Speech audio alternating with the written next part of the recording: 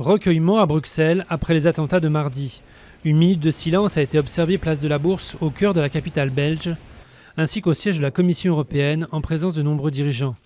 Côté enquête, le procureur fédéral a révélé que 2 frères se sont fait exploser, Ibrahim et Khalid El Bakraoui, l'un à l'aéroport, l'autre dans le métro. Pour ce qui concerne l'attentat de Zaventem, le 2e kamikaze n'est pas encore identifié et un 3e suspect est en fuite. Le premier round des pourparlers sur la Syrie touche à sa fin.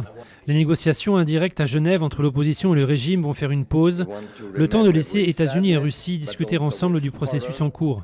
Sur le terrain, les forces du régime sont aux portes de la cité antique de Palmyre, tenue depuis des mois par les djihadistes de l'État islamique. Barack Obama est arrivé à Buenos Aires après son voyage historique à Cuba. Là aussi, il s'agit d'une visite de réconciliation. Depuis la très grave crise financière de 2001 en Argentine, les relations avec les États-Unis ont en effet connu plus d'une décennie de discorde. Des faits mènent relaxés après exhibition sexuelle. Les 3 femmes qui avaient accueilli seins nus Dominique Strauss-Kahn début 2015, lors de son arrivée au palais de justice de Lille où il comparaissait pour proxénétisme, ont été relaxées. C'est une première pour ce type de poursuite, s'est félicité leur avocate.